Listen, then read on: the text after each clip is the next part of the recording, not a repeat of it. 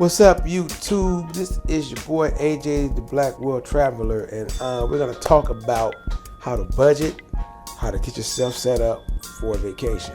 Now, me personally, I always put a certain amount of money aside and a timeline. So, if you are a person who don't really save well, then if you do a little adjustments to your income or to your finances, you can make things work. You just got to be disciplined to do it. Now, if say you want to go to a vacation, you want to take a vacation somewhere like Thailand or like Morocco or Zimbabwe, wherever you decide to go. But the first thing you want to do, you want to see how much the ticket's going to cost for the flight. Your flight and your room and board, the two things you got to basically work on first. So I personally do Airbnbs when I travel, and the reason why, because Airbnbs just work for me. I don't like doing holiday. I don't like doing resorts. I'd rather do an Airbnb or a vacation stay because it's like a home way away from home, and plus I like to live amongst the people. Feel what it is to be amongst the people. I don't want to be a tourist in a place where I kind of stand out or just be, I don't want to go to an American hotel in a foreign country. I'd rather live in that foreign country and live in the community. What I do first is always look at the room and board. So say if your ticket's $1,500 and then you're going to stay there for 2 weeks, 3 weeks, whatever time you decide to stay, see how much the flight's going to cost you and your room and board. The best thing to do is first go for the goal of paying for your ticket and then paying for your place to stay. Those are the two things you want to always get taken care of first. Is your plane ticket and your room and board. So once you get your room and board and your plane ticket taken care of, everything else is just saving from that point. So say you're going to save a certain amount of money, right? If you're going to save, say, if we're going to go for 3 weeks and you go into a place and your goal is to save, say, $3,000, right? Well, you got to go through your expenses. You got to, basically whatever you make a month or a week, or however you want to calculate it. I usually do it by the month. Whatever I make in a month. You got to take your bills out of basically add the bills to the equation first. So you take all your bills from your rent, phone bill, whatever expenses you have, like car note or insurance, get those paid first. Get those out the way.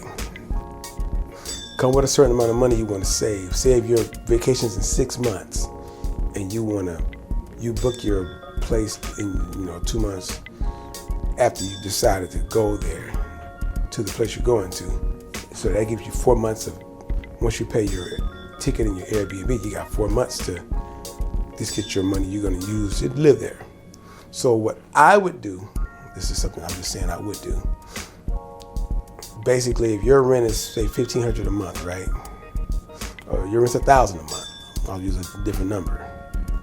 And you're leaving in 6 months to go on your vacation. Well, what I would do, every month I would add a $200 on top of my rent. So in a 5-month span, if your rent's $1,000 a month and you pay $1,200 for the next 5 months, when you get to the 5th month, you end up paying for an additional month.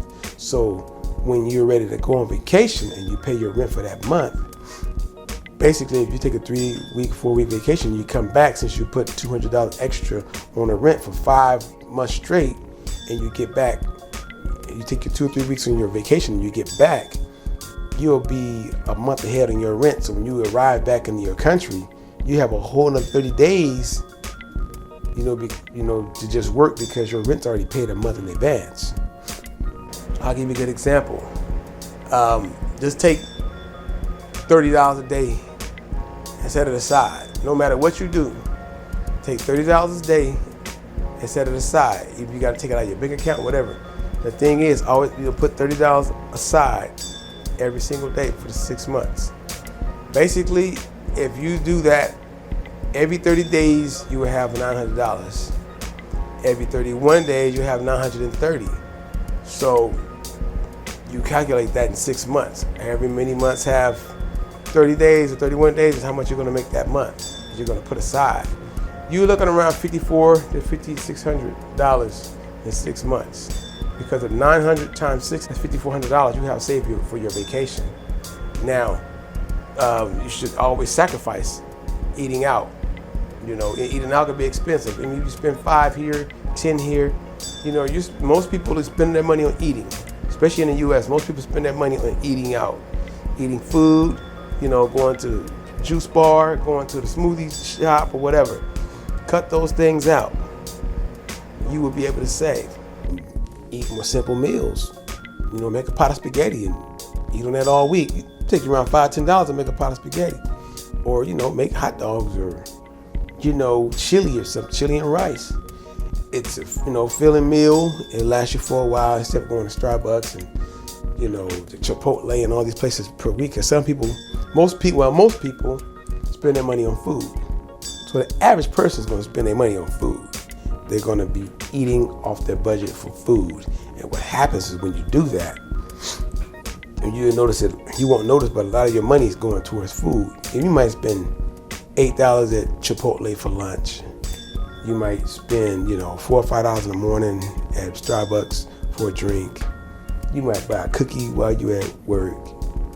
You know, man, if you add up that every day, you probably spend $20 a day by the time you get done eating throughout the day, just buying stuff. So the best way to change that and figure that out is that every time you buy something, keep the receipt.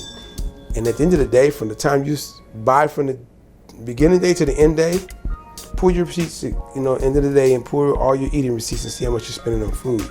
If you're spending a lot on food, just cut a lot of that down. Then that gives you more spending money when you go on your vacation, because now you have more money to use for your spending when you're on vacation. So that's another thing to take into consideration. Also, if you have a weed habit or like to drink, I mean, all those things, if you can control those things, do it. Any way that you can save money so you can have a good amount of money when you go on vacation is always good, and you always want to come back with money. You don't want to go on vacation and say you save $5,000 and you come back with nothing. You know, unless you just one of those kind of people that like to ball out. Like, I don't ball when I go on vacation. I don't try to be the rich man and spend all my money. I'll go out and have a good time without spending a whole bunch of money. But that's the best way to do it. And just give yourself a break. Give yourself a good time. And, at the same time, don't spend a lot of money. And you'll make your vacation pleasant. So I hope those tips help you. If you guys like the content, please follow, subscribe, like, share. If you haven't subscribed to the channel, subscribe to the channel. It's your boy, AJ the Black World Traveler, and I am out.